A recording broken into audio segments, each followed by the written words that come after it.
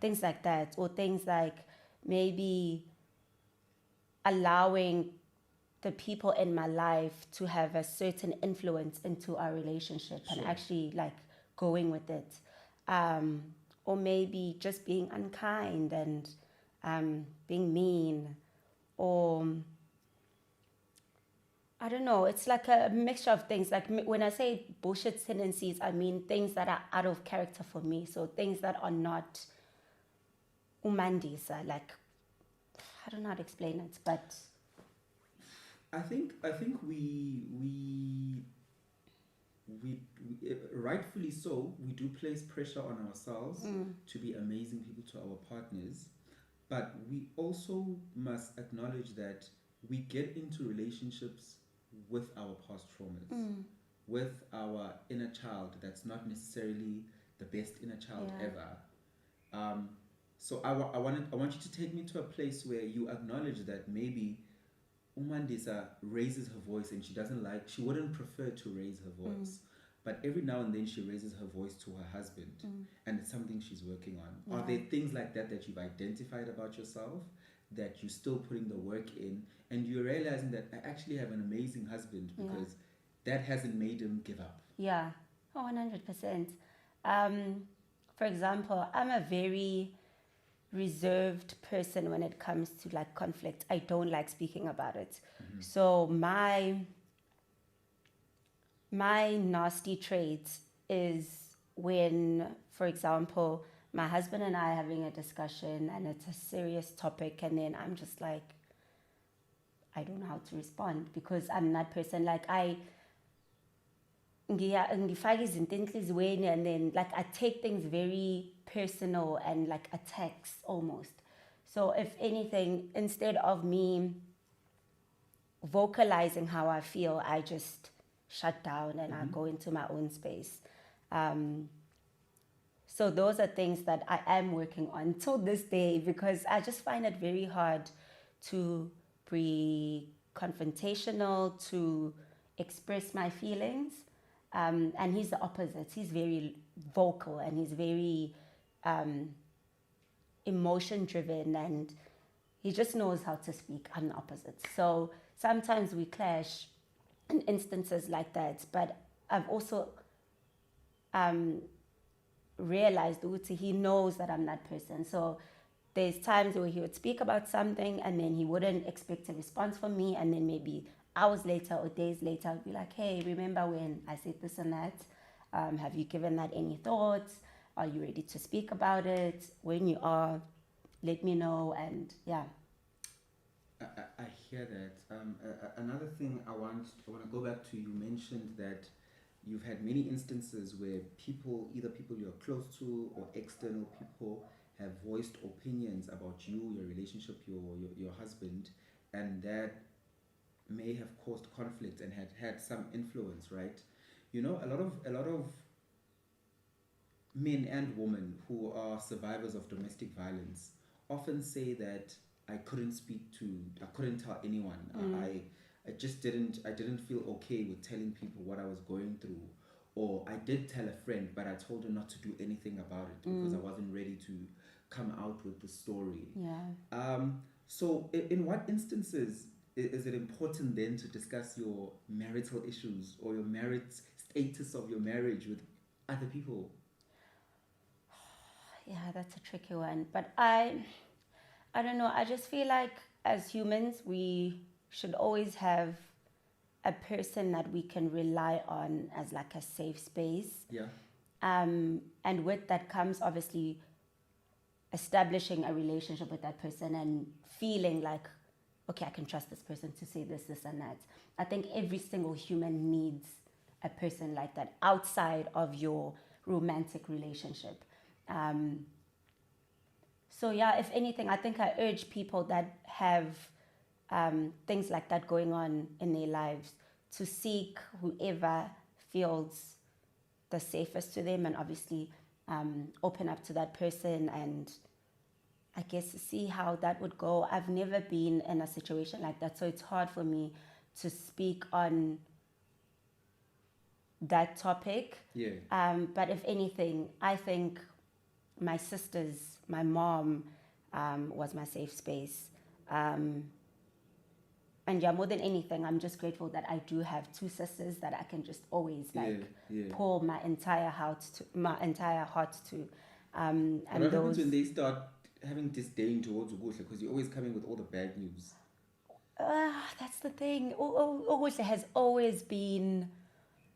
He's part of the family. Like, they know, they have every right to say, Ugusha, you are being the D word. Like, get your shit together. Otherwise, I don't know, mayhem will happen. And my sisters have a really, really healthy relationship with Ugusha. They understand boundaries, but they also not.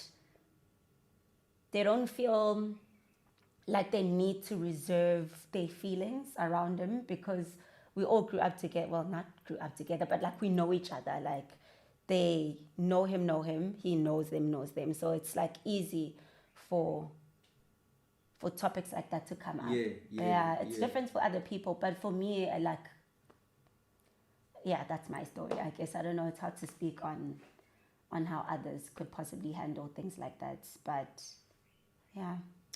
I wanna lay out this next question, because there is no malice in the question, but I want to lay it out because I want to move the direction of the conversation into speaking about it's a traditional. So you're in a marriage which you believe has a traditional family, but at the same time there's a good modern element to it. So in the modern element to it, you sound very happy and fixed in being in a monogamous relationship with your husband.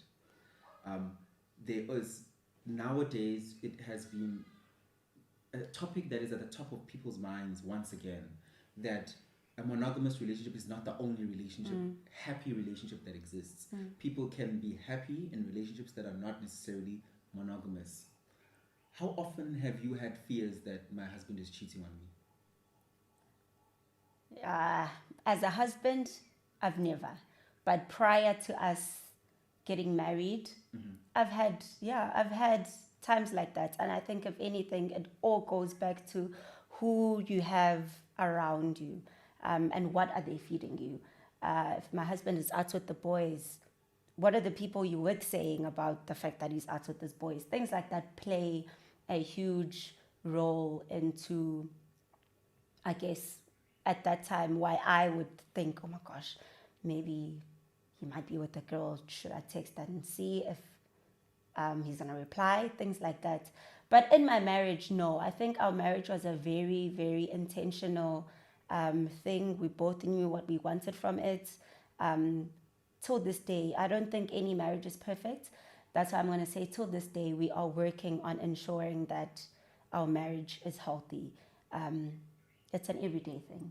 But prior to that, I don't want to say obviously, because it's not every person's reality, but I have had instances where I'm like, damn, maybe I should also be like honest.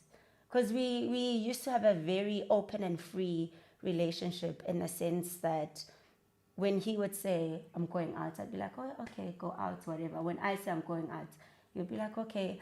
And there'd be times where my friends would also be like, how, your man hasn't texted you this whole day? And I'm like, yeah, there's nothing wrong with that. Until they made it a thing, maybe you should see what he's doing since he's not texting you. Now it's like a mind game thing. And I'm like, fuck, what's going on? Am I supposed to be texting him 24/7? But it shouldn't be like that. I think be in a relationship with someone that you trust. Otherwise, you won't enjoy it. Like, people have lives outside of relationships. True. And when some people come to realize that, oh my gosh, you have a life outside of me, they automatically jump into conclusion of that life involves another partner. No, it could be your partner going to play soccer. It could be your partner going to a bar with his friends. Even that, it doesn't have to involve women around or stuff like that. Obviously, I'm not there to police and monitor his every move. I don't see everything that he does. But again, trust is a big thing when it comes to relationships. And have you guys had the conversation around what happens if he falls in love with somebody else? We have had conversations like that, but like not in a deep sense, but if anything, I think we always say let's just respect each other. If you are seeing that whatever we have going on is just not working, before committing other weird actions, vocalize it to me, please. And let's come to a decision of, do I need to alter a few things within the relationship that could potentially be influencing why we want to take this action? Exactly. But do you know that people take the action without you doing anything wrong also? Yeah, I know that for a fact. But I don't know. I think it all goes down to communication, respect. Like, if my husband had to do something right now that would be out of his character. And let's pretend he's not watching. What would you do if he had to do something right now? What are your decisions? I always think I would deal with it when it gets there. Yes, but I'm also, because like I said, our marriage was so intentional. We made it very clear that this is what we want from it. So if we had to break the promises that we made to each other, I'm sorry, but I would just dip out. I'd bounce. I see myself bouncing. I'm not saying that's something I would do, but in my head, that's how I see it playing out. Yeah. On a lighter note. Yeah. Why did you choose to document your relationship?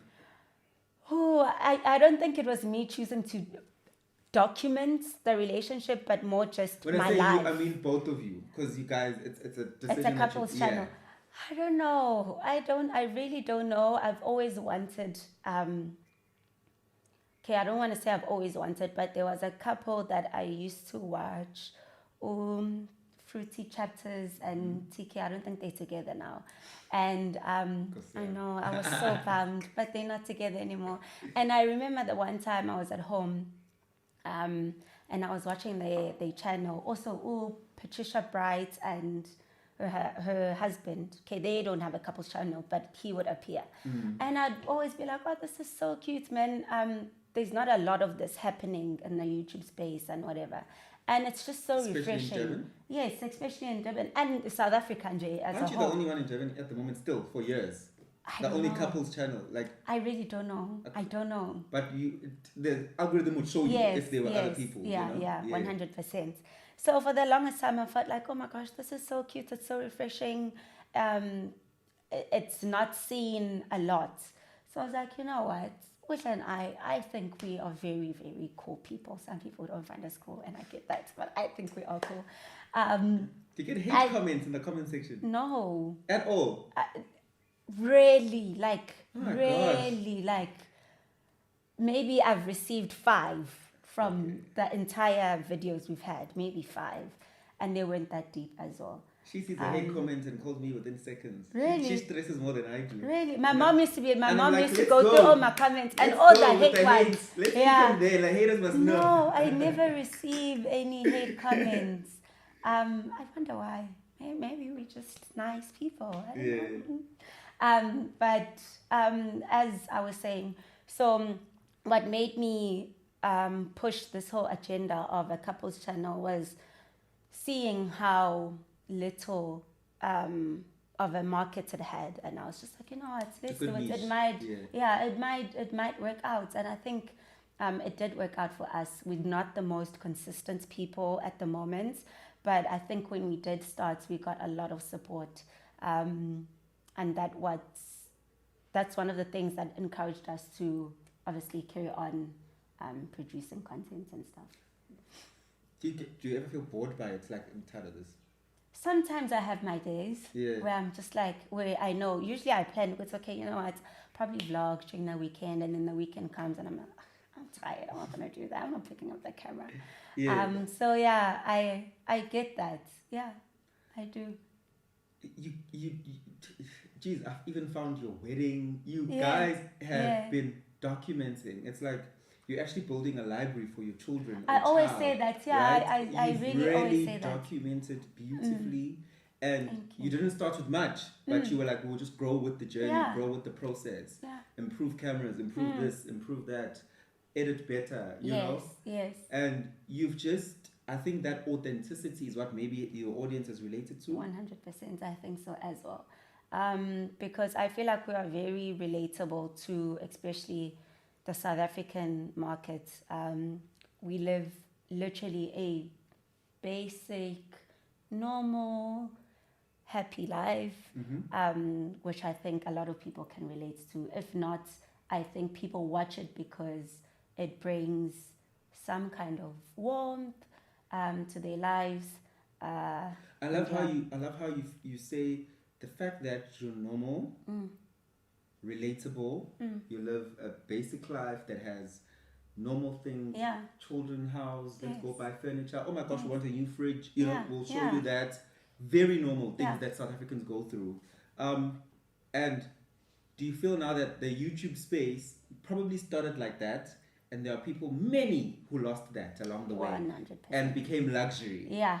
unrelatable anymore, no longer relatable. And maybe that's why when somebody finds a channel like yours, where you are not trying to fake, Yes, yes. because let's be honest, many of them are faking, and the maths is not mathsing. Yeah, yes. mean, Yeah. The SIU is fighting week in and week out now. The maths is just not mathsing, Yeah. right? Do you think that's what people just genuinely love? And I is it think so. important to remain real? Yeah, and true to yourself. Yes, I think people like realness.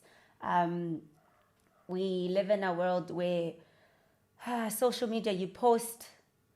I mean, I guess it's the same with me. I'm not going to post myself fighting with my husband, you know.